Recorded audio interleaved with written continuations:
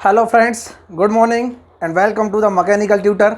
मैं दिलीप कुमार आज आपको पढ़ाऊंगा स्ट्रेंथ ऑफ मटेरियल, जिसमें हमारा टॉपिक चल रहा था थर्मल स्ट्रेस।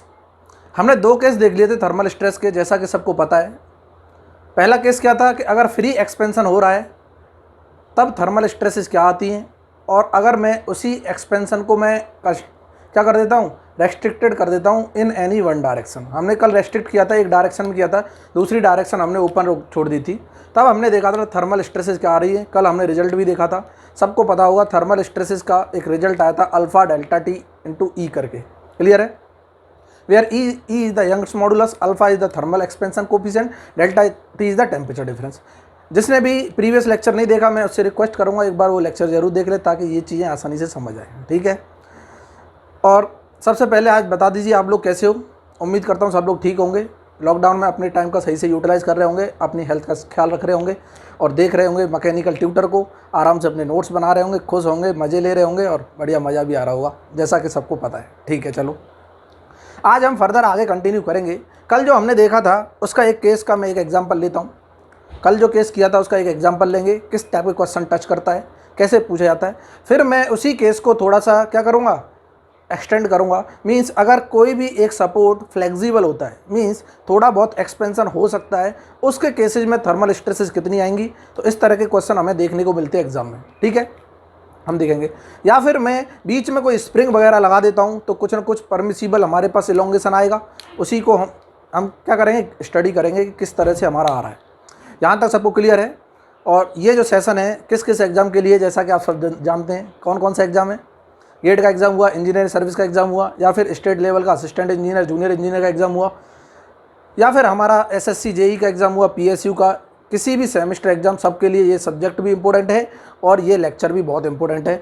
अभी हम पढ़ेंगे कि कल वाला केस को मैं एक बार क्या करता हूँ, मैं रिवाइज कराता हूँ कि कल जो हमने केस पढ़ा था, इधर देख लेना एक बार। क्या केस था? थर्मल स्ट्रेस की बात कर रहे थे। When a member is completely restricted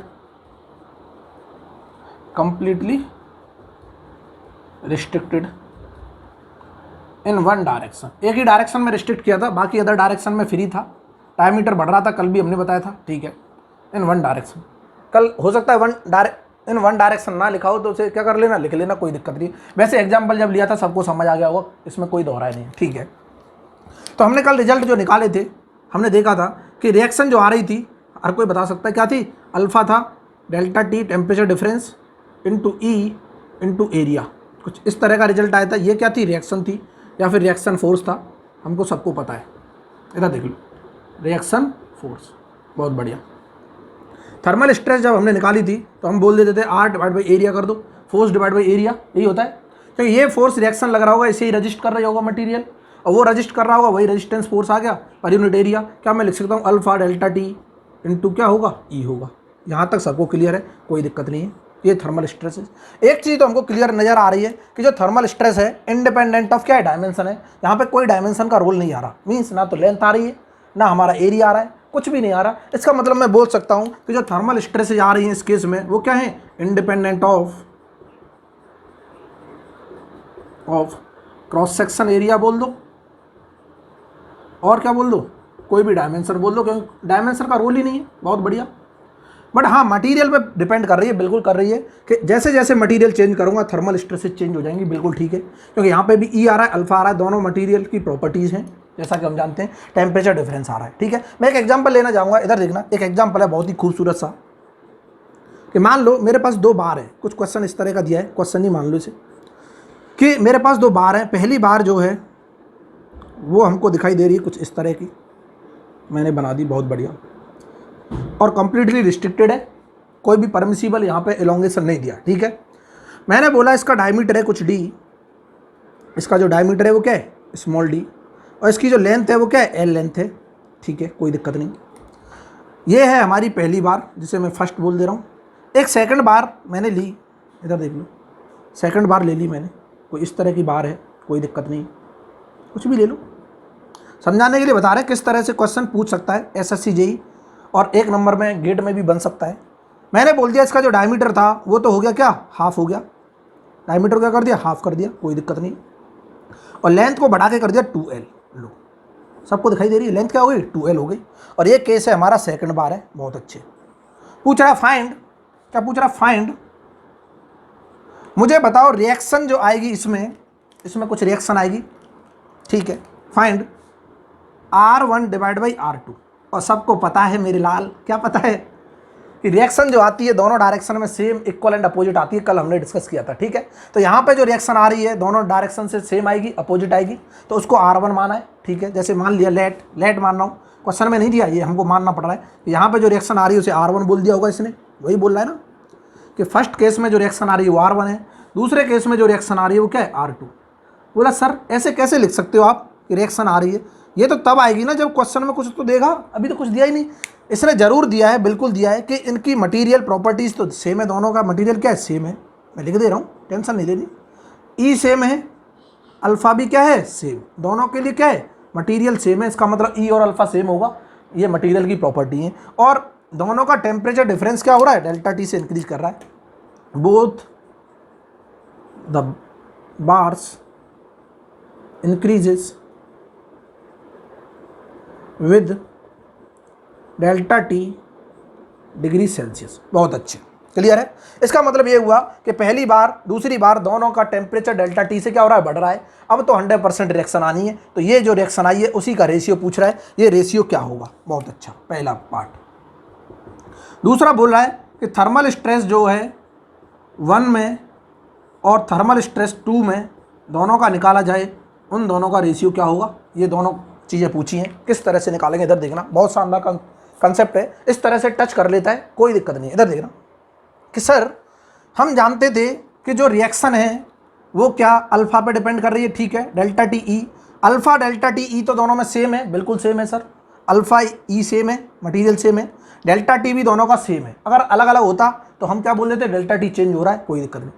area पे भी डिपेंड कर रही है, इसका मतलब मैं बोल दूंगा रिएक्शन जो है क्रॉस सेक्शन एरिया पे डिपेंड करती है। तो हम यहाँ पे लिख देंगे सिंस क्या, since reaction is directly proportional to क्या है, एरिया है।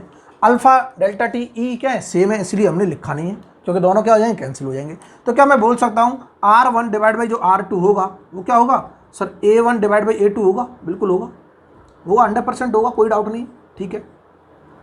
A1 डिवाइड बाई A2, तो सर मैं A1 लिख सकता हूँ, A1 क्या होगा, π/4 d स्क्वायर, क्योंकि डायमीटर है तो सर्कुलर होगी 100%। इसका मतलब ये हुआ, क्या मैं लिख सकता हूँ यहाँ पे π/4 ये d स्क्वायर डिवाइडेड बाई π/4 ये डायमीटर क्या हो रहा है, हाफ हो गया दूसरे का, बिल्कुल ठीक है, d/2 का होल स्क्वायर। बहुत अच्छे, π/4 से π/4 चीर दो। और जो रिएक्शन का जो रेशियो आ रहा है दोनों के केस में, क्या d स्क्वायर से d स्क्वायर कैंसिल, ये ऊपर चला गया, तो हम तुरंत बोल देंगे इसे सॉल्व करके R1 डिवाइड बाई R2 जो आ रहा है वो कितना आ रहा है, 4 आ रहा है, और ये होगा हमारा आंसर। इस तरह से हम सॉल्व कर सकते हैं, बिल्कुल कर सकते हैं। इस तरह से क्वेश्चन क्या होते हैं, फ्रेम होते हैं। बेसिक चीज़ें समझ रहे हैं, अच्छे अच्छे क्वेश्चन भी करेंगे, टेंशन नहीं लेना है। ये जो मैं कल केस डिस्कस किया था, कल थोड़ा सा टाइम ज़्यादा हो गया था इसलिए मैं वहाँ पर डिस्कस नहीं किया। आज ये चीज़ों को क्या कर रहे हैं, हम देख रहे हैं किस तरह से क्वेश्चन में फ्रेम करा सकता है, ठीक है। इधर देखते रहो, कितना क्लियर है, बिल्कुल क्लियर, इधर देखना। तो अब हम बात करेंगे कि सर थर्मल स्ट्रेस और बता दो।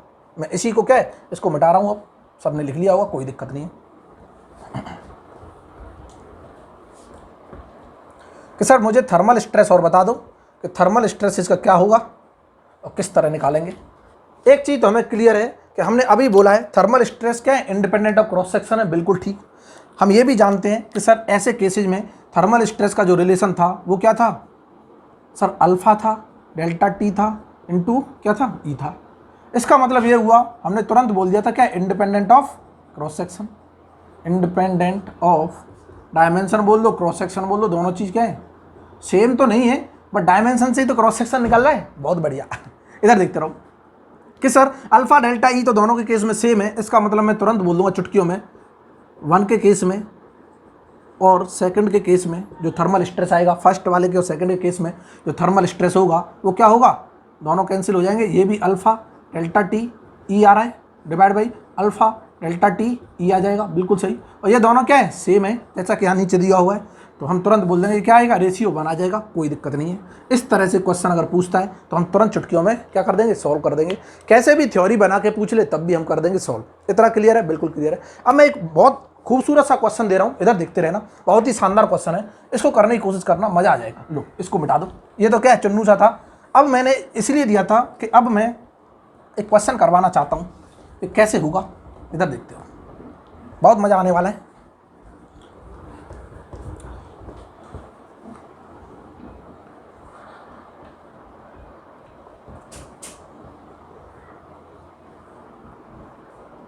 ये देखो, ये मेरे पास कोई क्वेश्चन है, क्वेश्चन 1।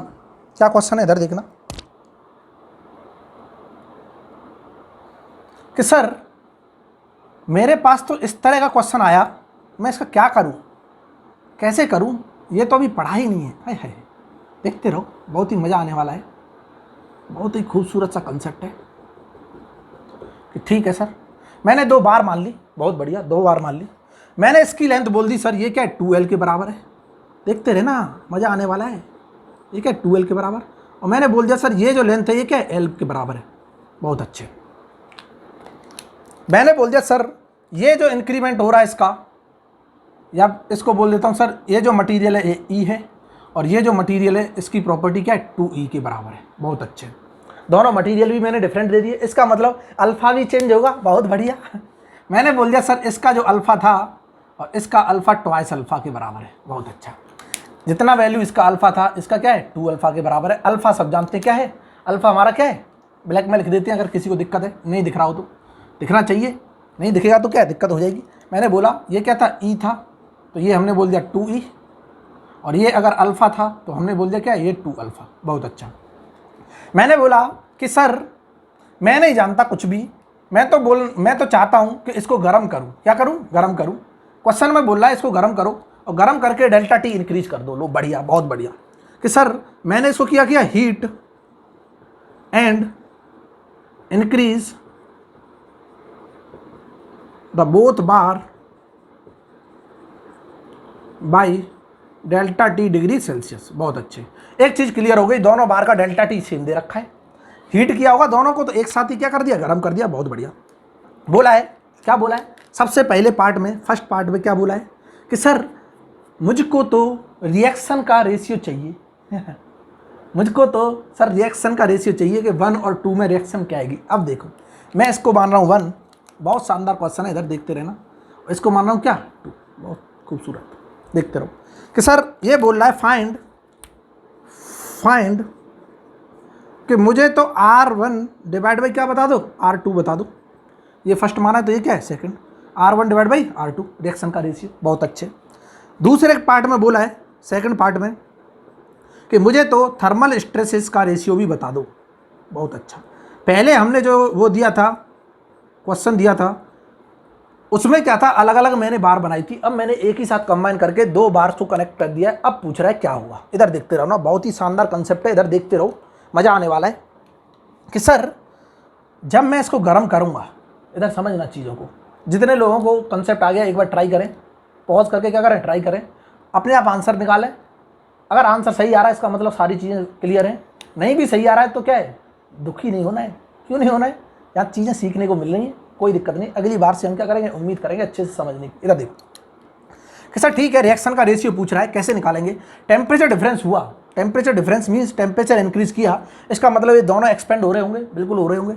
और दोनों अगर एक्सपेंड होंगे, ये एक्सपेंड हो रहा होगा, ये भी एक्सपेंड हो रहा होगा, बिल्कुल ठीक है सर, हुआ एक्सपेंड, मैंने मान लिया।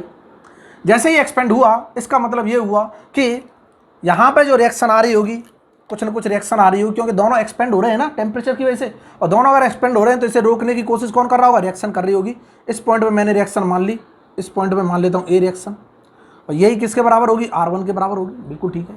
इस पॉइंट पे मैंने क्या मान लिया, बी पॉइंट मान लिया, ये जो रिएक्शन होगी R2 के बराबर होगी, इसमें आ रही होगी ना। अब फील करना कि अगर मैं टेम्परेचर को इंक्रीज करूँगा, अगर एक भी रिएक्शन क्या हुई, एक दूसरे से ज़्यादा हो गई। अब समझना चीज़ों को। बोला सर अभी तो आपने रिजल्ट लिखाया था कि क्या, alpha delta T E into area. ये लिखाया था सर, यहाँ तो कंसेप्ट फेल हो गए। ये जो हमने लिखाया था, ये केस लिया था पूरी प्रिज्मेटिक बार हो, उसको मैं टेम्परेचर से क्या कर रहा हूँ, इंक्रीज कर रहा हूँ। तब का केस था, बिल्कुल ठीक है। लेकिन यहाँ पे भी मैं क्या है 2 बार ले रहा हूँ, दोनों प्रिज्मेटिक हैं अलग अलग। अगर मैं इसको इंक्रीज करूंगा तो इसका मतलब इसको ये सपोर्ट रोक रहे होंगे, जो फिक्स पॉइंट है रोक रहे होंगे, बिल्कुल रोक रहे होंगे। इसका मतलब अगर ये इधर से रोक रहा है, ये इधर से रोक रहा है, अगर दोनों में अनइक्वल रिएक्शन आ गई तो क्या एक डायरेक्शन में नेट रिजल्टेंट फोर्स आ जाएगा, और एक डायरेक्शन में अगर नेट रिजल्टेंट फोर्स आ गया तो ये ऑब्जेक्ट डिफॉर्मेबल ना होकर क्या हो जाएगा, डिस्प्लेस हो जाएगा। तो हम इसका फिर क्या है, कंसेप्ट ही फेल हो जाएगा, अजम्पशन ही फेल हो जाएंगे। क्लियर है ना। तो 100% रिएक्शन क्या रहनी है, सेम रहनी है। थर्मल स्ट्रेसेस के क्वेश्चन में रिएक्शन हमेशा क्या रहेगी, सेम रहेगी, अनटिल एंड अनलेस बीच में कोई लोड ना लगा हो। बोलो सर ये कौन सा जादू है। अब ये जादू भी दिखाएंगे, देखते रहे ना, कि अगर बीच में लोड लगा दिया तो ये केस क्या बन जाएगा, एक्सियल लोड का बन जाएगा। बीच में एक्सियल लोड लगा दिया, 2 बार्स कनेक्टेड हैं, इनको बोलेंगे compound bar connected in series, और फिर रिएक्शन जो आएंगी अलग अलग आएंगी, लेकिन वो मैकेनिकल लोड की वजह से आएंगी कि बीच में जो मैकेनिकल लोड लगाए उसकी वजह से रिएक्शन इफेक्ट हुई है। लेकिन मैं थर्मल स्ट्रेस से फिर भी निकालूंगा तब भी क्या आनी है, सेम आनी है, 100% आनी है। क्या इतना क्लियर है, बिल्कुल क्लियर है। तो आंख का नाक बंद करके क्या करना है, एक चीज हमेशा याद रख लेनी है, थर्मल स्ट्रेस की वजह से या फिर टेम्परेचर की वजह से जो भी रिएक्शन आ रही होंगी वो हमेशा इक्वल एंड अपोजिट होंगी। बिल्कुल ठीक है। तो हम तुरंत बोल देंगे सर R1 जो होगा वो तो हमेशा R2 के बराबर होगा, कोई दिक्कत नहीं। बहुत बढ़िया। जब तक ये दूसरा केस नहीं लेता है तब तक की बात चल रही है ये पे, क्लियर है ना। अगर इसमें दूसरी बार ले लेता तब चेंज हो जाता। अब मैं तुरंत बोल दूँ इसके केस में R1 R2 होगा तो पहला क्वेश्चन तो क्या हो गया, चुटकियों में उड़ गया। इसका तो रेशियो क्या आ गया, 1 आ गया सर। लो इसका जो रेशियो होगा 1 आ गया, ये आंसर करेक्ट है। क्या इतना क्लियर, बिल्कुल क्लियर है। यहाँ पे बोल भी सकते हैं R1 = R2 होगा, जो किसके बराबर है, R के बराबर है। लो ठीक है सर। अब मैं थर्मल स्ट्रेस निकालना चाहता हूँ। थर्मल स्ट्रेस हम जानते हैं कि थर्मल स्ट्रेस क्या होती है सर, फोर्स जो होगा पर यूनिट एरिया बता दो। क्या मैं बोल सकता हूँ 1 की बात कर रहा हूँ तो R1 डिवाइड बाई एरिया 1 होगा, बिल्कुल होगा। यहाँ पे क्या होगा sir, R2 divide by area 2। इधर देखते रहो कि सर ठीक है, हमने लिख लिया कि सर R1 जो आया है, R1 तो दोनों केस में सेम है। लो R divide by area 1। Sir इसका एरिया हमको तो दिया ही नहीं, डायमीटर तो देना पड़ेगा। लो इसको D मान लो, डायमीटर तो देना पड़ेगा ना। इसको फिर क्या मान लो, इसका हाफ मान लो, तब तक तो होगा ही नहीं क्वेश्चन। इसको क्या मान लो, D/2। अब लिख दो, यहाँ पे लिख देंगे सर ये D R1 divide by area क्या हो जाएगा, π/4 D²। बहुत अच्छे। और यहाँ पे रिएक्शन तो सेम है, इसका एरिया क्या हो जाएगा, π/4 D/2 का स्क्वायर। इधर देखते रहे ना आप कि सर रिएक्शन से रिएक्शन चीर दो, π/4 से π/4 को चीर दो। क्या ये वैल्यू ऊपर चली जाएगी तो क्या मैं लिख सकता हूँ D/2 का स्क्वायर और डिवाइड बाई D² आ गया, बिल्कुल सही। क्या D² से D² को चीरो, लो इससे से चीर दो। क्या मैं लिख सकता हूँ ये 1/4 आ रहा है, बिल्कुल आ रहा है। ये रेशियो आ जाएगा हमारा 1/4 रेशियो आ जाएगा, कोई दिक्कत नहीं। क्या था ना क्लियर। बोला सर आपने तो 2L लिया, ये L लिया, E अल्फा अलग अलग मटेरियल ले, इसका कोई फ़र्क ही नहीं पड़ा। इसका फ़र्क कब पड़ता, जब मैं अलग अलग चीज़ों को देखता, अलग अलग चीज़ों को देखता। यहाँ पे मैं देख रहा हूँ क्योंकि स्ट्रेस तो हमने पहले भी बताया था, जो स्ट्रेस आ रही है थर्मल स्ट्रेस, कौन सी, थर्मल स्ट्रेस, वो क्या होगी कि जिस मेंबर में निकाल रहा हूँ उसका रिएक्शन फोर्स बता दो। सर रिएक्शन फोर्स बता दो डिवाइड बाई उसका एरिया बता दो। लो और यहाँ पे क्रॉस सेक्शन पे डिपेंड करेगी, 100% डिपेंड करेगी। और यहाँ से हमने क्या निकाल लिया, ये रेशियो निकाल लिया। क्या इतना क्लियर है सबको। इस तरह से क्वेश्चन हमें क्या करना है, सॉल्व करने, बिल्कुल ठीक है। अब हम बात करते हैं कि एक केस लेते हैं, तीसरा केस। कल 2 केस पढ़े थे, आज तीसरा केस पढ़ेंगे कि सर मैं अब कंप्लीटली रिस्ट्रिक्ट नहीं करना चाहता एक डायरेक्शन में, मैं चाहता हूँ थोड़ा बहुत उसे क्या करने दूँ, एलोंगेट करने दूँ, थोड़ा सा रोक के रखूँ, थोड़ा एलोंगेट करूँ। इसे बोलते हैं partial restriction in 1 direction. Clear है ना। तो हम पार्शियल रिस्ट्रिक्शन का केस पढ़ेंगे इन 1 डायरेक्शन में। वहाँ पे देखेंगे क्या थर्मल स्ट्रेसेज आ रही हैं। इधर देखते रहो, बहुत शानदार क्वेश्चन है।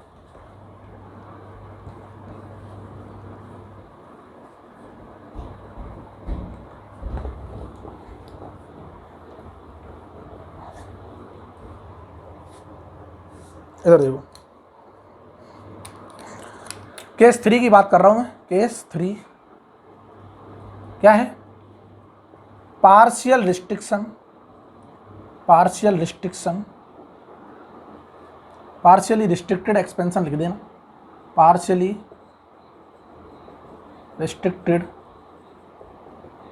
Expansion in 1 direction. इसका मतलब ये हुआ, एक जो सपोर्ट होगा वो क्या होगा, थोड़ा फ्लेक्सिबल होगा। फ्लेक्सिबल मतलब थोड़ा सा मूव कर सकता है, टेम्परेचर इंक्रीज करने के कारण थोड़ा बहुत मूव कर जाएगा, थोड़ा बहुत रिस्ट्रिक्ट करेगा, बहुत सही। इधर देखना कि मैंने बात की कि एक डायरेक्शन में मैं क्या कर रहा हूँ, थोड़ा सा मूव करा रहा हूँ। ये तो मैंने बोल दिया ये क्या है, ये तो हमारा फिक्स सपोर्ट है, ये तो मूव करेगा नहीं, ठीक है। और यहाँ पर मैंने एक बार ले ली, बिल्कुल ले ली, और यहाँ जो मैंने सपोर्ट लगा रखा है उसको मैंने बोल रखा है फ्लेक्सिबल, अलग पेन से बनाया इसलिए इस सपोर्ट को बोल रहा हूँ मैं क्या, ये फ्लेक्सिबल सपोर्ट है। इधर देखो, फ्लेक्सिबल सपोर्ट। कल को इसकी जगह बीच में एक स्प्रिंग वगैरह भी लगा सकता है, कोई दिक्कत नहीं है। लो, तो ये फ्लेक्सिबल सपोर्ट कब होगा, इधर देखना कि सर यहाँ पे जो रिएक्शन आ रही होगी, यहाँ पे जो रिएक्शन आएगी वो क्या होनी चाहिए, जो रिएक्शन आने वाली थी thermal stress, thermal temperature increase करने की वजह से, उससे कम होनी चाहिए, तभी तो ये मूव कर पाएगा। बिल्कुल कर पाएगा। कि अगर मैं टेम्परेचर को बढ़ाता हूँ, क्या करता हूँ, टेम्परेचर को अगर मैं बढ़ा रहा हूँ, समझना चीज़ों को, टेम्परेचर को अगर मैं बढ़ा रहा हूँ तो ये क्या करेगा, इंक्रीज करेगा। मीन्स यहाँ से रिएक्शन ज़्यादा लगाएगा।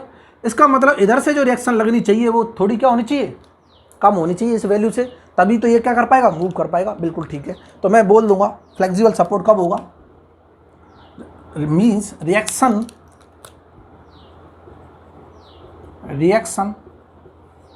By the support will be less than reaction generated by increasing the temperature, या फिर by changing the temperature of, जरूरी थोड़ी हमेशा इंक्रीज करें, by changing the temperature of bar।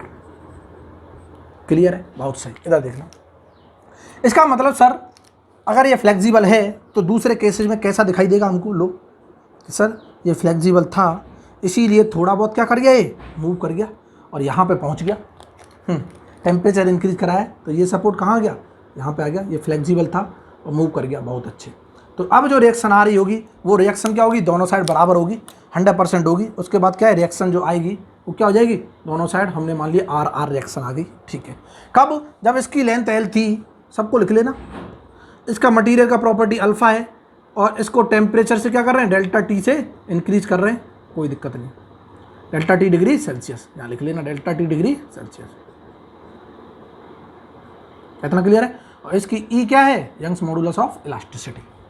क्या यहाँ तक क्लियर है। लेकिन सर ये थोड़ा सा क्या हो गया है, परमिसिबल एलोंगेशन हुए इसमें, या फिर एलोंगेशन परमिटेड, मैं बोल सकता हूँ कितना परमिट हुआ है, इतना हुआ है। इसको मैं कुछ नाम दे दूँ, सर इसको नाम दे दो, क्या नाम दे दूँ, कुछ भी दे दो। लो हमने बोल दिया क्या, लैम्डा बोल दो, लो ठीक है।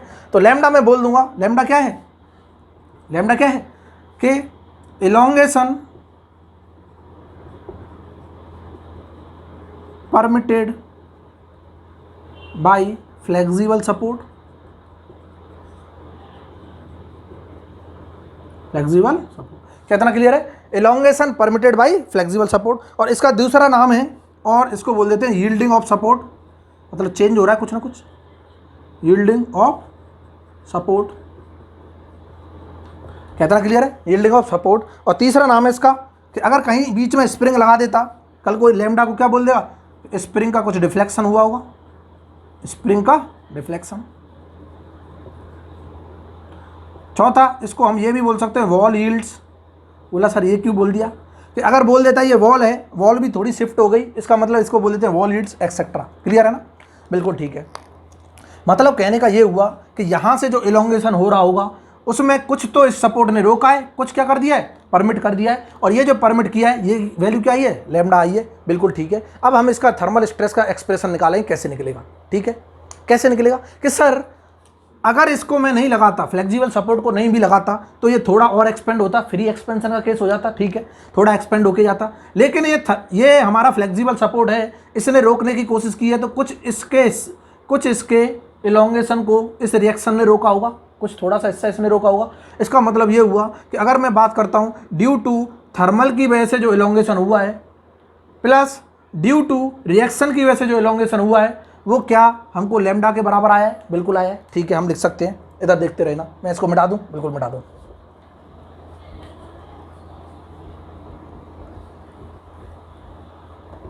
मैं ये बोल सकता हूं अब सिंपली भाषा में कि टोटल एलोंगेशन इस बार का जो हुआ है वो कितना हुआ है, लैम्डा हुआ है। और टोटल किसकी वजह से हुआ होगा, इधर देखते रहना कि टोटल एलोंगेशन में बात करूं, total elongation permitted, elongation permitted जो हुआ है वो कितना हुआ है, वो सर लैम्डा हुआ है। और वो क्या हुआ होगा sir, delta elongation due to thermal की वजह से, थर्मल की वजह से कुछ एलोंगेशन हुआ होगा, प्लस डेल्टा ड्यू टू इस एक्सियल रिएक्शन ने कुछ रोक के रखा होगा, तो रोका होगा, तो एक्सियल लोड बोल दूं इसे, axial load by reaction of support, by reaction of support. Clear है ना, रिएक्शन जो जनरेट हुई है उसकी वजह से जो एक्सिस, इसके एक्सिस के अलॉन्ग लग रहा है ना, तो यहाँ से इसने कुछ रोक के रखा होगा, बिल्कुल रखा होगा, और उसकी वैल्यू क्या आई है, लैम्डा के बराबर आई है। इधर देखते रहो, क्या डेल्टा थर्मल सब जानते हैं सर, इनिशियल लेंथ एल है, अल्फा का मल्टीप्लाई करेंगे डेल्टा टी करेंगे, तो ये क्या आता था, फ्री एक्सपेंशन में हमारा चेंज इन डायमेंशन आता था, इतना हो सकता था, लेकिन इसने थोड़ा सा रोक लिया है, तो इतना ही होने दिया है अल्फा के इस लैम्डा के बराबर। तो मैं लिख सकता हूँ थर्मल एक्सपेंशन आता, ये क्या आता, alpha delta T into L, L alpha delta T, ये आता है थर्मल का, ये हम जानते हैं। क्लियर है ना, प्लस इसको रोका है, इसका मतलब अपोजिट डायरेक्शन में रोका है, तो डायरेक्शन क्या है, अपोजिट है, तो ये इधर जाना चाहिए था, इसको रोका है, तो क्या माइनस का आएगा, और माइनस का क्या आता है सर, माइनस के आता है पी एल अपॉन ए ई आता है, और पी की जगह क्या हो जाएगा सर, यहाँ पी की जगह क्या है, पी इक्वल टू क्या है, आर के बराबर है, जो एक्सियल लोड है आर की तरह काम कर रहा है। ठीक है, तो यहाँ पे क्या लिख दूंगा मैं, आर लिख दूंगा। क्या इतना क्लियर है, बिल्कुल ठीक है। इक्वल टू क्या है, लैम्डा आया, बहुत अच्छे।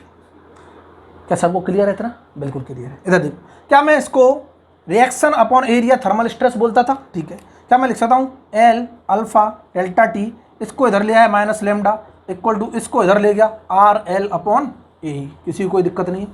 ठीक है कि सर क्या मैं इसको लिख सकता हूँ, ये जो डेल्टा था ये किसकी वजह से था, थर्मल की वजह से, माइनस के लैम्डा लिख दूँ इक्वल टू क्या R upon A thermal stress है, बिल्कुल है, आर क्या है, reaction force divide by cross section area, क्या ये थर्मल स्ट्रेस कहलाएगी, बिल्कुल कहलाएगी। ठीक है, मैं इसको थर्मल स्ट्रेस लिख सकता हूँ, लिख लो, ये क्या आ गई थर्मल स्ट्रेस, और क्या मैं इसका मल्टीप्लाई यहाँ ई से कर दूँ, और क्या कर दूँ, एल से डिवाइड कर दूँ, लो क्या थर्मल स्ट्रेस का रिजल्ट आ गया। अब इसको हम लिख देंगे यहाँ से, इसको लेके आ रहे हैं क्या कि सर थर्मल स्ट्रेस मैं लिख सकता हूँ, क्या होगा, डेल्टा थर्मल बता दो, मतलब फ्री इलोंगेशन बता दो ड्यू टू टेम्परेचर की वजह से, माइनस के क्या कर दो, जो परमिटेड हुआ है वो बता दो, डिवाइडेड बाई ये तो क्या है, मैक्सिमम पॉसिबल इलोंगेशन हो सकता है ड्यू टू टेम्परेचर की वजह से, लेकिन कुछ रोक के रखा होगा, रोक के रखा होगा, रोका है तो परमिटेड कितना हुआ है, इतना, तो इसको घटा दो इसमें से, डिवाइड बाई एल कर दो, और इनटू क्या कर दो, ई कर दो, ये आ गया हमारा क्या, डेल्टा थर्मल। इधर देखना क्या आ गया, डेल्टा थर्मल नहीं, स्ट्रेस आ गया, बिल्कुल सही है, और हम बोल देंगे क्या है, thermal stress, thermal stress, thermal stress when partially restricted, partially restricted, बहुत अच्छे। क्या इतना क्लियर सबको, यहाँ तक क्लियर सबको, कोई दिक्कत नहीं आनी चाहिए, बहुत ठीक। अब हम इसी केस को अब हम ऑब्जर्व करेंगे, इधर देखना कि हमने देखा जो थर्मल स्ट्रेस आई थी इसकी वजह से कि अगर मैं पार्शियली रिस्ट्रिक्टेड करता हूँ एक्सपेंशन एक डायरेक्शन में, तब ये रिजल्ट आया है। अब मैं पहले जो हमने दो केस पढ़े थे, एक केस था फ्री एक्सपेंशन का, सबको क्लियर है, दूसरा केस था हमारा कंप्लीटली रिस्ट्रिक्टेड का। मैं यहाँ से दोनों केसेस को ऑब्जर्व करूँगा, इधर देखना, इफ़ मैं बात करता हूँ, इफ़ क्या बात करता हूँ कि सर पहला केस बता दो क्या है, ये देखो, इफ़ मैंने बोल दिया क्या है, फ्री एक्सपेंशन है, फ्री एक्सपेंशन, फर्स्ट केस लिख लेना, if free expansion in all direction, हमने रिस्ट्रिक्ट नहीं किया, बिल्कुल ठीक है। इधर देखते रहो, इसका मतलब ये हुआ कि यहाँ पे ये पार्शियली रिस्ट्रिक्टेड था, अब ये फ्रीली एक्सपेंड होगा, फ्रीली एक्सपेंड होगा तो कितना एक्सपेंशन हो सकता है सर, थर्मल एक्सपेंशन के बराबर हो सकता है, बिल्कुल ठीक है। मीन्स जो लेमडा की वैल्यू आएगी एक्सपेंड होकर किसके बराबर आ जाएगी, जो फ्री एक्सपेंशन में थर्मल एक्सपेंशन होता था, मीन्स चेंज इन लेंथ जो होती थी वो यही था, बिल्कुल ठीक है। क्या मैं लिख दूंगा कि सर जो हमारा लेमडा होगा वो किसके बराबर होगा, डेल्टा थर्मल के हो जाएगा, बिल्कुल ठीक है, और जिसकी वैल्यू क्या होती है सब जानते हैं, एल अल्फा डेल्टा टी के बराबर होती है। फ्री एक्सपेंशन में जब मैं थर्मल एक्सपेंशन देखता हूँ या चेंज इन डायमेंशन देखता हूँ तो वो क्या होती है, डायमेंशन बता दो, एक्सपेंशन कोफिशिएंट की वैल्यू बता दो इनटू टेम्परेचर डिफरेंस बता दो, या फिर इंक्रीज इन टेम्परेचर क्या है। बहुत अच्छे। तो अगर मैं इसको यहाँ पे रखता हूँ तो क्या मैं लिख सकता हूँ सिग्मा थर्मल जो होगा, इधर देखो ये लैम्डा और ये दोनों बराबर हैं, इसका मतलब कैंसिल, जीरो हो जाएगा। क्या थर्मल स्ट्रेस जीरो हो जाएगी? बिल्कुल हो जाएगी। क्या हमने पढ़ा था फ्री एक्सपेंशन के केस में थर्मल स्ट्रेसेस क्या होगी? बिल्कुल जीरो होगी, और ऑल द डायरेक्शन की थर्मल स्ट्रेस जीरो होगी। लेकिन यहाँ पे जो थर्मल स्ट्रेस आ रही है, इधर देखना, यहाँ पे सिर्फ एक डायरेक्शन में आ रही है ना थर्मल स्ट्रेस, इस डायरेक्शन में तो फ्री एक्सपेंड हो जाएगा, इस डायरेक्शन में थर्मल स्ट्रेस नहीं होगी। बिल्कुल ठीक है, यहाँ तक क्लियर है। दूसरा केस देखा था, अगर मैं क्या करता हूँ इसे, दूसरा केस था if completely restricted in one direction, completely restricted in one direction. Clear है? कंप्लीटली रिस्ट्रिक्ट करूंगा, इसका मतलब ये हुआ ये मूव नहीं कर पाएगा, ये फिक्स सपोर्ट हो जाएगा। अभी यहाँ पे क्या था? फ्लेक्सिबल सपोर्ट था ना? बिल्कुल था। ये कौन सा सपोर्ट था? फ्लेक्सिबल था। तो कुछ ना कुछ हमारा क्या हो रहा था? डिस्प्लेसमेंट हो रहा था, परमिसिबल डिस्प्लेसमेंट था। इसी को हमने क्या बोला था, याद हो तो किसी को? क्या सर? स्प्रिंग डिफ्लेक्शन भी बोल रहे थे, वॉल यील्ड बोल रहे थे, यील्डिंग परमिसिबल यील्ड बोल रहे थे, इसी तरह से हमने नाम दिए थे। और या फिर हम बोल रहे थे कि एक्सपेंशन या फिर elongation permitted by flexible support, ये सारे नाम हमने कल लिखा भी दिए थे, कोई दिक्कत नहीं है। ये फ्लेक्सिबल सपोर्ट है, इसकी जगह मैं फिक्स सपोर्ट करूंगा, तभी ये क्या होगा? कंप्लीटली रिस्ट्रिक्ट होगा। इसका मतलब ये हुआ कि अब जो लैम्डा की वैल्यू क्या हो जाएगी? जीरो हो जाएगी, क्योंकि ये क्या हो रहा है? डिस्प्लेस ही नहीं कर पा रहा है, कोई भी परमिसिबल एलोंगेशन है ही नहीं। बहुत अच्छे। तो हम तुरंत बोल देंगे यहाँ से लैम्डा की वैल्यू क्या हो जाएगी? जीरो हो जाएगी। और जैसे ही लैम्डा जीरो हुआ तो मैं यहाँ पे रखूँगा क्या, सिग्मा थर्मल जो आएगा हमारे पास, sigma thermal means thermal stress जो आएगी वो क्या होगी? डेल्टा थर्मल है हमारे पास, elongation due to thermal upon क्या है? एल चल रहा है इनटू ई चल रहा है, यही आएगा। लैम्डा जीरो हो गया। कितना क्लियर है? बिल्कुल क्लियर है सर, मजा आ गया। क्या मैं डेल्टा थर्मल जानता हूँ क्या होता है? देखो यहाँ से लिख लो, L alpha delta T into E divided by L, और इस एल को एल से चीर दो। क्या थर्मल स्ट्रेस की जो वैल्यू आएगी वो क्या आएगी? अल्फा डेल्टा टी इंटू ई के बराबर आ जाएगी। बिल्कुल क्लियर है, कोई डाउट नहीं। क्या इतना क्लियर है? बहुत सही। मतलब कहने का, अगर मुझे फ्री ये जो एक्सपेंशन का केस पता चल जाए, पार्शियल रिस्ट्रिक्टेड है वन डायरेक्शन में, इसका अगर थर्मल स्ट्रेस पता है तो इसकी हेल्प से मैं तीनों केसेज में निकाल सकता हूँ। बिल्कुल निकाल सकते हैं सर। ये तो थे हमारे तीन केसेज जिनकी हेल्प से हम thermal stress thermal strain calculate करेंगे। बहुत अच्छे। अब बहुत लोगों के दिमाग में एक ख्याल चल रहा होगा, सर थर्मल स्ट्रेन क्या होती है? थर्मल स्ट्रेन वही होगी जो हमने बताया है। बिल्कुल ठीक है, कोई दिक्कत नहीं है। थर्मल स्ट्रेन क्या होती है? चेंज इन डायमेंशन बताओ डिवाइड बाई ओरिजिनल डायमेंशन बता दो। एक डायरेक्शन में अगर निकाल लें, दूसरी डायरेक्शन में निकालेंगे तो वो भी कैलकुलेट कर लेंगे। बहुत अच्छे। इधर देखना, अब मैं एक स्पेशल सा केस लूंगा, एक एग्जाम्पल है टेपर्ड बार का, उसको हम करके देखते हैं इनकी हेल्प से। तीन केसेज पढ़े हमने, सबको याद है। फ्री एक्सपेंशन जिसमें थर्मल स्ट्रेस नहीं होती, ओनली थर्मल स्ट्रेन होती है। थर्मल स्ट्रेन तीनों डायरेक्शन में क्या होती है? इक्वल होती है फ्री एक्सपेंशन के केस में। वहाँ से वॉल्यूमेट्रिक स्ट्रेन अगर हम निकाल लेते तो 3 टाइम्स क्या कर दे रहे थे? एक थर्मल स्ट्रेन का 3 टाइम्स कर दे रहे थे। बहुत अच्छा। दूसरा केस पढ़ा था कंप्लीटली रिस्ट्रिक्टेड, इसमें थर्मल स्ट्रेस की जो वैल्यू आती थी अल्फा डेल्टा टी आती थी, जो मैं यहाँ पे बोल देता था, क्या बोल देता था कि ये इंडिपेंडेंट ऑफ क्या है? डायमेंशन है, इंडिपेंडेंट ऑफ डायमेंशन। डायमेंशन का कोई रोल नहीं है इसमें, इसीलिए इंडिपेंडेंट ऑफ क्या है? डायमेंशन है। बहुत अच्छे। क्या इतना क्लियर है? यहाँ पे थर्मल स्ट्रेस क्या इंडिपेंडेंट ऑफ डायमेंशन है? बिल्कुल नहीं। यहाँ एल आ रहा है ना, लेंथ, मीन्स डायमेंशन पे क्या करेगी? डिपेंड करेगी, 100% करेगी, कोई डाउट नहीं। क्या इतना क्लियर है? बिल्कुल ठीक है। यहाँ तक हमने केस देख लिए, तीनों केस। अब मैं एक एग्जांपल ले रहा हूँ टेपर्ड बार का, उसमें पूछूंगा कि क्या स्ट्रेसेज आएंगी, मैक्सिमम स्ट्रेस क्या होगी, मिनिमम स्ट्रेस क्या होगी। कुछ इस तरह का क्वेश्चन है, स्क्रीन पे इधर देखते रहना। लो ये सर क्वेश्चन है कुछ इस तरह का, देखते रहो। इसको मिटा देते हैं।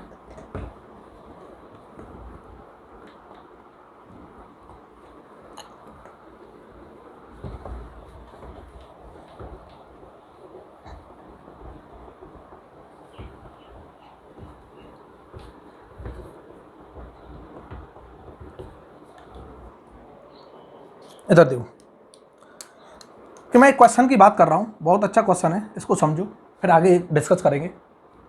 ये क्या था? स्ट्रेंथ ऑफ मटेरियल भी मिट गया, कोई दिक्कत नहीं, सब्जेक्ट का नाम सबको पता है। कि सर हमको क्वेश्चन में दे रखा है एक टेपर्ड बार, सब जानते हैं टेपर्ड बार, हम पढ़ चुके हैं। टेपर्ड बार का एलोंगेशन भी हम पढ़ चुके हैं लास्ट क्लास में। जिसने क्लास नहीं की है वो एक बार इस क्लास को देख ले, इस लेक्चर को देख ले, तो चीज़ें समझ आ जाएंगी।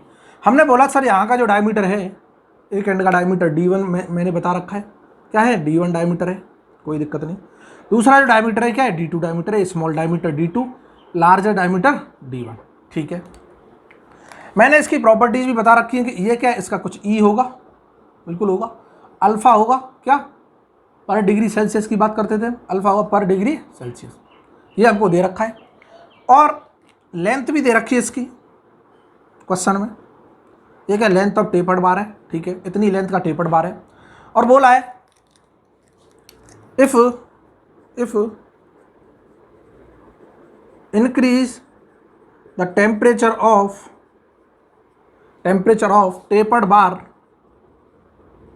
tapered bar by delta T degree Celsius, then the ratio of maximum thermal stress divided by minimum thermal stress का रेशियो पूछा है, क्या होगा। बहुत अच्छे, ये है हमारा क्वेश्चन। क्लियर है, ये जितना भी लिखा है हमारा क्या क्वेश्चन है, सबको समझ आ गया होगा। मैंने सिंपल लैंग्वेज की फॉर्म में लिख दिया है, इधर समझते रहना। बहुत शानदार क्वेश्चन है, बहुत अच्छा कंसेप्ट लगेगा, इधर समझना चीज़ों को।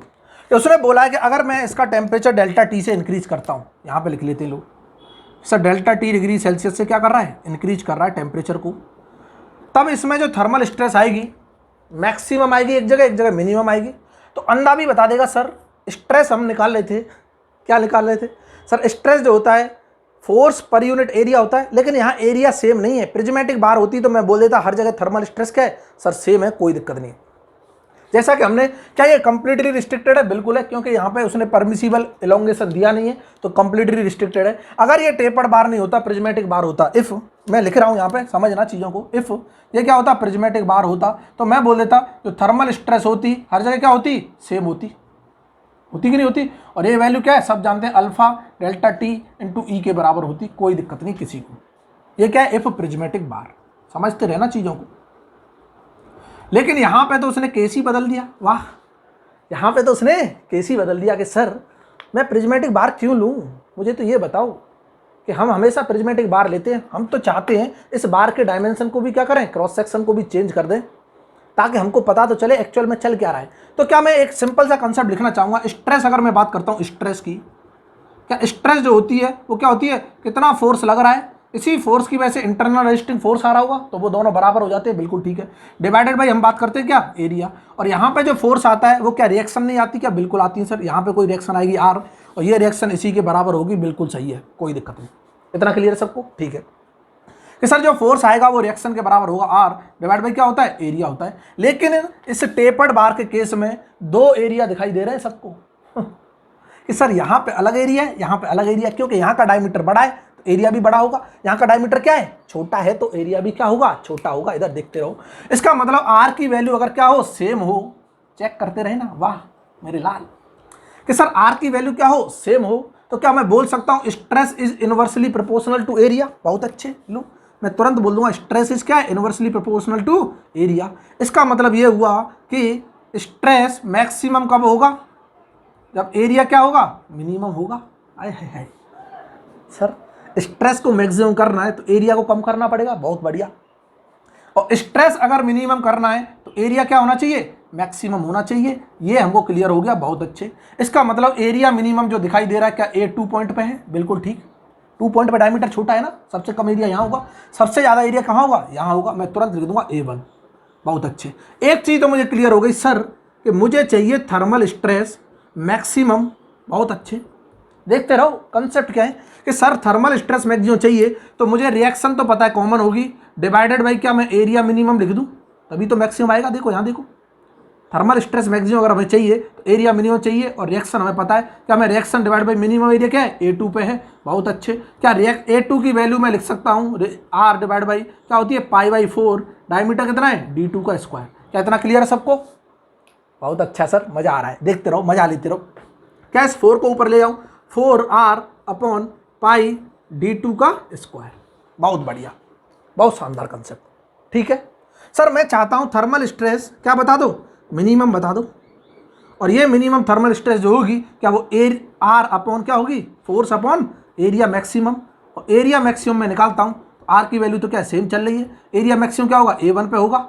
हाँ, देखते रहो, मज़ा आ रहा है।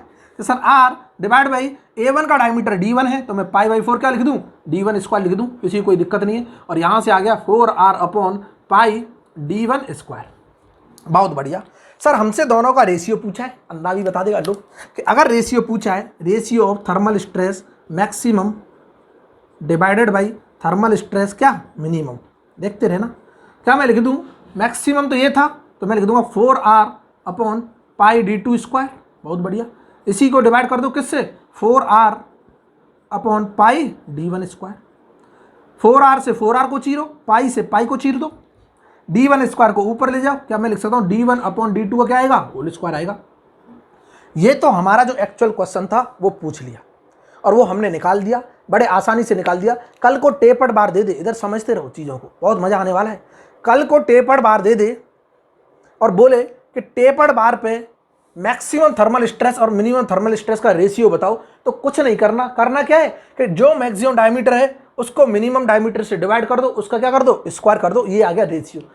बट सर हमारे दिमाग में तो एक ख्याल आया, और वो ख्याल क्या है, बहुत जायज़ है कि सर रेशियो हमने निकाला तो ठीक है, कोई बात नहीं, रेशियो तो हमने निकाल दिया, डिवाइड करके काट दी चीज़ें। मुझसे अगर बोलते हैं थर्मल स्ट्रेस मैक्सिमम ही बता दो कि मैक्सिमम थर्मल स्ट्रेस क्या होगी या फिर मिनिमम थर्मल स्ट्रेस बता दो सर, तब तो हमें पता चले एक्चुअल में कंसेप्ट क्या है। क्या समझ आ रहा है मैं क्या बोल रहा हूँ, बिल्कुल समझ आ रहा है सर। कि हमसे बोलेगा खाली मुझे तो थर्मल स्ट्रेस मैक्सिमम बताओ या फिर थर्मल स्ट्रेस मिनिमम बताओ, मुझे रेशियो से मतलब नहीं है। रेशियो तो डायमीटर का रेशियो बता दिया आपने तुरंत, कुछ था ही नहीं। इसका मतलब ये हुआ कि अगर थर्मल स्ट्रेस मैक्सिमम निकालना चाहता हूँ तो इसमें आर की वैल्यू पता होनी चाहिए, तभी निकाल पाएंगे। चाहे मिनिमम निकालना चाहूँ चाहे मैक्सिमम, हमको आर दोनों में चाहिए। ये डायमीटर तो नॉन है, बट आर कहाँ से निकालें, आर का फॉर्मूला भी तो पता होना चाहिए, या फिर आर निकालने का तरीका पता होना चाहिए। आर जिसने निकाल दिया उसकी स्ट्रेस भी निकलेगी, मैक्सिमम स्ट्रेस भी निकलेगी और मिनिमम स्ट्रेस भी निकलेगी, नो डाउट। बहुत अच्छे। अब हम आर निकालना सीखेंगे। आर जो है वो रिएक्शन फोर्स है, कैसे निकलेगा इतना तो सबको क्लियर होगा। ये दोनों इक्वल एंड अपोजिट होंगी, 100% होगा, कल ही हमने समझाया था। इसलिए होती है क्योंकि ये क्या करती हैं, अगर अनबैलेंस हो गई तो स्टैटिक इक्विलिब्रियम कंडीशन को क्या कर देंगी, अनसेटिस्फाई कर देंगी। मींस एक डायरेक्शन में नेट रिजल्टेंट फोर्स आ जाएगा जो पॉसिबल नहीं है। अदरवाइज ये बॉडी डिफॉर्मेबल ना हो कि क्या हो जाएगी, डिस्प्लेस बॉडी हो जाएगी, जो हमारे कंसेप्ट से क्या है, बिल्कुल बाहर है। बहुत अच्छे। क्या यहाँ तक क्लियर है? क्वेश्चन तो हमारा हो गया, लेकिन मैं क्वेश्चन को और इंप्लीमेंट कर रहा हूँ। ये तो फर्स्ट पार्ट था, लो क्वेश्चन का फर्स्ट पार्ट था। सेकंड पार्ट उसने पूछा है मुझे रिएक्शन बता दो, लो तुरंत मैंने क्वेश्चन चेंज कर दिया। लो रिएक्शन बता दो सर क्या आ रही थी, जो आर की वैल्यू है, ठीक है। तीसरे पार्ट में बोला कि रेशियो नहीं चाहिए मुझे सर, मुझे चाहिए find thermal stress maximum value चाहिए एंड थर्मल स्ट्रेस की क्या चाहिए, मिनिमम वैल्यू चाहिए, मुझे रेशियो से मतलब नहीं है। बहुत अच्छे। क्या इतना क्लियर सबको? अब इस पोर्शन को मिटा दूं, बस मैं इस चीज़ को याद रखूंगा, इसको याद रखूंगा। मैं यहाँ कोने पे लिख देता हूँ, इधर देखना कोने पे क्या लिख दूँ, इसको मिटा के, कि हमारा जो मैक्सिमम और मिनिमम का वैल्यू आया था आर के टर्म्स में। वैसे तो सबको पता है, फिर भी लिख देते हैं ताकि कई बार ऐसी मिस्टेक हो जाती है, कुछ उल्टा सीधा कंसीडर कर लेते हैं, बाद में पता रहता नहीं क्या आया था। तो यहाँ कोने पे लिख रहा हूँ, इधर देख ले रहना कि सिग्मा थर्मल मैक्सिमम का जो रिजल्ट है वो क्या है, 4R upon pi D2 square है, ठीक है। और अगर मैं सिग्मा थर्मल मिनिमम लिखना चाहता हूँ तो क्या है, 4R upon pi D1 square. बहुत अच्छे, ये हमको यूज आएंगे, इसीलिए इसको क्या कर दो, ब्रैकेट में बंद कर दो। अब हम करते हैं सॉल्यूशन। ला सॉल्यूशन इधर देखते रहो, मजा आने वाला है बहुत। इस तरह से क्वेश्चन पूछे जाते हैं। अब यहीं पे वैल्यू रख देगा, तुरंत आंसर निकाल देंगे। हम कंसेप्ट सिखा रहे हैं, वैल्यू अगर देता है तो वैल्यू रखो, कैलकुलेशन करो, कैलकुलेटर अलाउ होता है, आराम से मजे लो। बहुत अच्छे। लो कि सर क्या फील नहीं हो रहा, फील करना, फील क्या फील, कि सर अगर मैं इसका टेम्परेचर बढ़ाता हूँ, लो बढ़ा दो, ये एक्सपेंड होगा और ये एक्सपेंड होकर इधर जाने की कोशिश करेगा। बहुत अच्छे। लेकिन इसे रोक कौन रहा है, ये रिएक्शन रोक रही है। बहुत बढ़िया। मतलब सर अगर मैं इसे फ्री एक्सपेंशन करता तो फ्री एक्सपेंशन की वजह से जो एलोंगेशन होता है सब जानते हैं वो क्या होता है, length into alpha into delta T. बहुत बढ़िया। कि sir thermal expansion free expansion हो रहा था, लेकिन उसे किसने रोका, इस रिएक्शन ने रोका। मीन्स ये reaction as an axial load काम कर रही है। बहुत बढ़िया सर, इसको मैं बोल दूंगा एक्सियल लोड की वजह से जो एलोंगेशन रोका गया है किसमें, टेपर्ड बार में, वो बता दो। और दोनों का समेशन क्या है, नेट रिजल्ट तो जीरो आ रहा है, तो कहीं से हमें मूवमेंट दिखाई नहीं दे रहा। इसका मतलब जो एलोंगेशन हुआ है वो जीरो हुआ है, कि इसने एक्सपेंशन कराया, इस रिएक्शन ने रोका, दोनों का इफेक्ट एक दूसरे को क्या कर रहा होगा, कैंसिल कर रहा होगा। हम तुरंत बोल देंगे कि इसकी वजह से जो एक्सपेंशन हो रहा है वही किसके बराबर होगा, रिएक्शन की वजह से होगा, जो एक्सियल लोड है बट अपोजिट डायरेक्शन में होगा। बहुत अच्छे। तो मैं तुरंत लिख दूंगा कि नेट एलोंगेशन या फिर टोटल एलोंगेशन जो होगा, टोटल एलोंगेशन, इधर देखना, इन टेपर्ड बार, टीबी लिख दूं कोई दिक्कत नहीं है, tapered bar in TB equal to क्या होगा, 0 होगा। और टोटल एलोंगेशन की वैल्यू क्या है सर, डेल्टा थर्मल बता दो।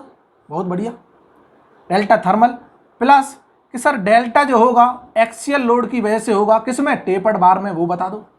ये देखते रहे ना, delta due to axial load in tapered bar, ये दोनों का समेशन क्या होगा, 0 होगा। बहुत अच्छे। कि सर हम जानते हैं, इधर देखना कि एलोंगेशन इन टेपर्ड बार सब जानते हैं, इधर देखते रहो, पहले करा रखा है क्लास में, खाली मैं रिजल्ट लिखूंगा। Elongation in tapered bar due to axial load, और एक्सियल लोड क्या लग रहा है यहाँ पे, P इक्वल टू किसके बराबर है, माइनस के R के बराबर है, कंप्रेशन नेचर का है। बहुत अच्छे, इधर देखते रहना कि जो एक्सियल लोड हमारा P होता था वहाँ हम कंसीडर करते थे, वो यहाँ पे रिएक्शन के बराबर है और उसका नेचर क्या है, कंप्रेशन है, तो हम माइनस कंसीडर कर लेंगे। बिल्कुल ठीक है। तो मैं लिख दूंगा जो डेल्टा L होगा किसमें, टेपर्ड बार में, या फिर डेल्टा लिख दो टेपर्ड बार में, वो क्या होगा सर, हम बोलते थे PL अपॉन AE होता है, PL अपॉन AE, लेकिन यहाँ चेंज हो जाती थी चीज़ें, 4PL upon pi D1 D2 E करके रिजल्ट निकलता था। और ये हमने प्रूव भी कराया था, इंटीग्रेशन किया था, एक स्ट्रिप ली थी, उसका इंटीग्रेशन किया था, ये रिजल्ट निकल के आया था। क्या क्लियर है सबको, बिल्कुल क्लियर है सर। अगर मैं P को यहाँ रिप्लेस कर दूँ, डेल्टा इन टेपर्ड बार लिख सकता हूँ, क्या ये माइनस के 4RL upon pi D1 D2 E आ जाएगा। बहुत अच्छे। और इसको मैं यहाँ पे पुट करूँगा, और इसका हम जानते हैं क्या होता है, L अल्फा डेल्टा T होता है, थर्मल एक्सपेंशन, और यहाँ माइनस का रिजल्ट आ जाएगा, प्लस माइनस हो जाएगा 4RL upon pi D1 D2 E, और इसकी वैल्यू इक्वल टू क्या चल रही है, 0। इसको इधर ले जाऊँगा, प्लस हो जाएगा, मैं लिख सकता हूँ 4RL upon pi D1 D2 E equal to, इसके बराबर हो जाएगा L अल्फा डेल्टा T। क्या इतना क्लियर है? बहुत सिंपल कैलकुलेशन है, मैं कंसेप्ट सिखा रहा हूँ। इधर देखना कि सर ठीक है, हमको चाहिए रिएक्शन, क्योंकि R की वैल्यू जैसे ही मिल जाएगी हम इसमें रख देंगे, थर्मल स्ट्रेस मैक्सिमम भी आ जाएगी, मिनिमम भी आ जाएगी। ऊपर से ये R पूछा भी है सर, R तो निकालो पहले, बिल्कुल निकालो। क्या मैं चीरूं, कुछ मन कर रहा है सर चीर लो, L से L को चीर लिया। बहुत अच्छे। हमको जो मिला मैं बोल दूंगा सर, R की वैल्यू जो आ रही है, इधर देखते रहना, R क्या मैं बोल दूँ सर, अल्फा डेल्टा T तो चल रहा है साथ में, इसका प्रोडक्ट इधर हो जाएगा, तो मैं लिख सकता हूँ पाई D1 D2 E, और डिवाइड बाई क्या चल रहा है सर, 4 चल रहा है, 4 का इधर डिवाइड कर दिया, ये आ गया हमारा रिएक्शन। बहुत बढ़िया, बहुत शानदार कंसेप्ट। ये रिएक्शन पूछा था, ये हमारा आंसर हो गया। बहुत अच्छे। ठीक है सर, मुझे थर्मल स्ट्रेस मैक्सिमम चाहिए, मैं डायरेक्टली इसमें पुट कर दूंगा। हम जानते हैं thermal stress maximum sigma thermal क्या मैक्सिमम क्या है sir, 4R upon pi D2 square लिखा है ना, देखो बहुत बढ़िया। R की वैल्यू यहाँ रखो, 4 चल रहा है, R की वैल्यू क्या है, अल्फा डेल्टा T, और ये पाई D1 D2 E divided by R की वैल्यू 4 यहाँ चल रहा है, और ये हमारा पहले से चल रहा है पाई D2 स्क्वायर। बहुत बढ़िया। क्या इस 4 से 4 को तबाह कर दें, बहुत कर दो सर इस पाई से पाई को चीर दें, इस स्क्वायर से इस D2 को उड़ा दें। बहुत अच्छा, बहुत शानदार। नीचे D2 बचा, और यहाँ से जो रिजल्ट आया मैं लिख सकता हूँ alpha delta T into D1 बच रहा है ऊपर, इंटू E अपॉन क्या आ गया, D2 आ गया। और ये हो गया हमारा क्या, thermal stress maximum value. D1 D2 हमें नॉन होंगे, बिल्कुल नॉन है, दे रखा होगा ना टेपर्ड बार का डायमेंशन। अल्फा की वैल्यू भी नॉन है, बिल्कुल ठीक है। डेल्टा T बताया होगा, E की वैल्यू बताइए, यहाँ से हमारी थर्मल स्ट्रेस क्या आ जाएगी, मैक्सिमम आ जाएगी। यूनिट हम जानते हैं क्या होगी, 100% क्या होगी, मेगा पास्कल होगी, जिसे हम न्यूटन पर mm स्क्वायर बोलते हैं, अगर डायमेंशन mm में है तो। अगर मीटर में डायमेंशन है तो न्यूटन पर मीटर स्क्वायर आ जाएगी, लेकिन सारी डायमेंशन मीटर में होनी चाहिए फिर। लेकिन यहाँ सॉम में मोस्टली डायमेंशन mm में लेता है, इसलिए हम mm में स्टडी कर लेते हैं, कोई दिक्कत नहीं है, मेगा पास्कल में निकल आती है। सिमिलरली क्या मैं थर्मल स्ट्रेस मिनिमम लिख दूं, बिल्कुल लिख दो सर। थर्मल स्ट्रेस मिनिमम की जो वैल्यू होगी, क्या मैं लिख दूं 4R upon pi D1 square होता है, देखो यहाँ पे लिखा हुआ है ना, पहले निकाल चुके हैं। और यहाँ पे मैं रिजल्ट रखूंगा, लो 4 अल्फा डेल्टा T पाई D1 D2 इंटू E, ये R की वैल्यू है, डिवाइड बाई 4 करके चल रही है। देखो 4 R की वैल्यू ये रख दी हमने, और अल्फा D1 स्क्वायर पहले से ही चल रहा है, चलने दो। चीरो, जो जो चिर रहा है चिर दो, लो 4 से 4 को चीरो, अल्फ़ा से अल्फ़ा को चीर दो। ये अल्फ़ा थोड़ी था, पाई था यही मिस्टेक नहीं करनी है। वाह, ये क्या था, पाई, पाई d1 चल रहा है ना, तो पाई से पाई को चीरो लो, पाई से पाई को चीर दो, और इस स्क्वायर से इस d1 को उड़ा दो पूरे को, लो। तो जो रिजल्ट आएगा सेम आ जाएगा, बस डायमीटर ऊपर नीचे हो जाएंगे। पाई, पाई नहीं अल्फ़ा, अल्फ़ा बच रहा है, डेल्टा टी बच रहा है, और क्या बच रहा है, d2 बच रहा है, इंटू ई अपॉन d1, यूनिट भी क्या होगी, सेम होगी। इस तरह हम थर्मल स्ट्रेस कैलकुलेट कर सकते हैं। कैसा भी केस दे थर्मल स्ट्रेस कैलकुलेट कर सकते हैं, मैक्सिमम वैल्यू कैलकुलेट कर सकते हैं थर्मल स्ट्रेस की, मिनिमम वैल्यू कैलकुलेट कर सकते हैं थर्मल स्ट्रेस की, इवन रिएक्शन भी निकाल सकते हैं, रेशियो भी निकाल सकते हैं। जो भी चीज़ें पूछेगा हम आराम से क्या कर सकते हैं, कैलकुलेट कर सकते हैं। तो हमने जितने भी केस थे, ध्यान से सुनना, हमने थर्मल स्ट्रेस के जितने भी केस थे आज कल परसों में क्या कर लिए, डिस्कस कर लिए, बिल्कुल कर लिए, 2 लेक्चर में हमने डिस्कस कर लिए। अब मैं पढ़ाऊंगा कंपाउंड बार्स में। एक बहुत इंपॉर्टेंट क्वेश्चन भी आता है इंजीनियरिंग सर्विस में कि बीच में स्प्रिंग लगा देता है, बीच में एक बार के बीच में स्प्रिंग लगा देता है, एक साइड कर देता है, दोनों साइड कर देता है सपोर्ट, फिक्स सपोर्ट। बहुत अच्छे। तो स्प्रिंग में कुछ ना कुछ क्या होगा, डिफ्लेक्शन होगा अगर टेम्परेचर बढ़ाएंगे। क्यों, टेम्परेचर बढ़ाएंगे तो बार में एक्सपेंशन होगा, और वो एक्सपेंशन होकर थोड़ा सा डिस्प्लेस करेगा, तो वो स्प्रिंग को क्या करेगा, कंप्रेस करेगा, और उसी को हम बोल लेते स्प्रिंग डिफ्लेक्शन। याद हो तो किसी को, कल जो स्प्रिंग डिफ्लेक्शन था वो लैम्डा था, तो वहाँ से हम बोल सकते हैं वो पार्शियली रिस्ट्रिक्टेड का केस है, पार्शियली रिस्ट्रिक्टेड का केस है।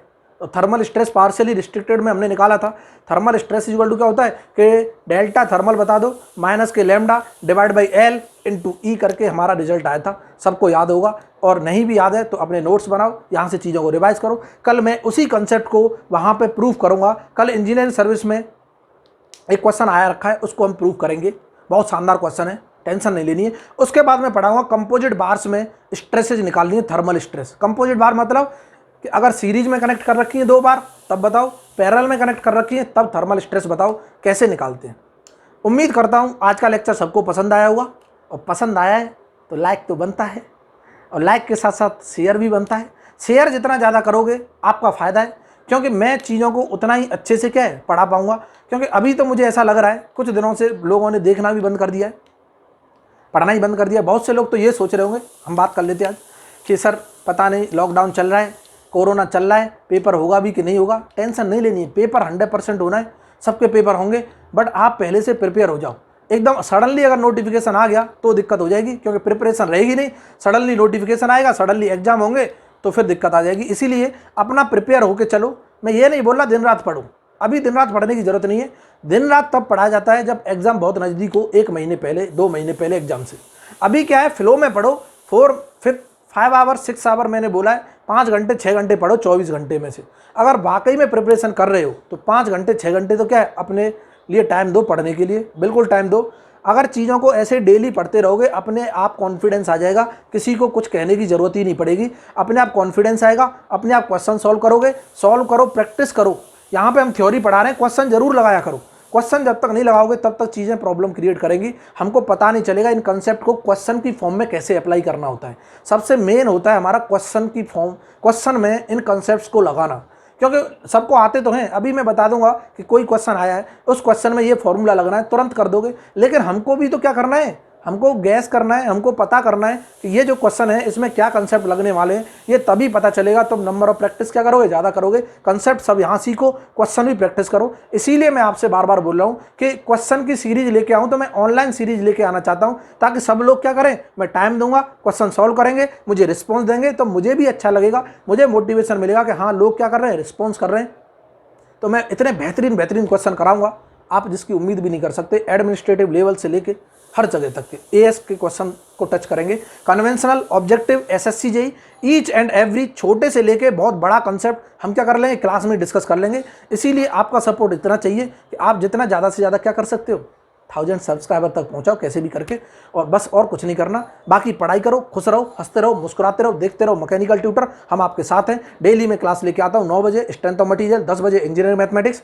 हो सकता है इंजीनियरिंग मैथमेटिक्स बहुत लोग अभी पढ़ नहीं रहे, तो मैं इंजीनियरिंग मैथमेटिक्स की जगह क्लासेस को स्विच करके मैं दूसरा टेक्निकल सब्जेक्ट भी स्टार्ट कर सकता हूँ। लेकिन ये भी हो सकता है कि मैं तीनों सब्जेक्ट पैरेलल में चलाऊँ, तो टेंशन नहीं लेनी, क्लास बंद नहीं होंगी, क्लास कंटिन्यू चलेंगी, चाहे 2 सब्जेक्ट चले, चाहे 3 सब्जेक्ट चले, क्लियर है, चाहे 1 सब्जेक्ट चले। कभी हो सकता है हेल्थ का इशू आ जाता है, गला दर्द करने लग जाता है, कई बार मैं ज़्यादा लेक्चर रिकॉर्ड कर लेता हूँ 5-5, 6-6 घंटे के, तो उस समय क्या है गला दर्द करने लग जाता है। तो हो सकता है एक आध दिन अगर मिस हो जाए क्लास, तो टेंशन नहीं लेनी है कि सर आपने मिस क्यों कर दी, एक आध दिन तो छुट्टी हो जाती है कोई बात नहीं, ठीक है। बट हाँ, टेंशन ये जरूर लेनी है कि आज हमारी पढ़ाई मिस हो गई, वाह, ऐसे करते रहोगे हमेशा सिलेक्शन होगा, 100% होगा, नो डाउट, क्लियर है। तो आज के लिए इतना ही बहुत है, फिर मिलते हैं कल सुबह 9 बजे। Thank you.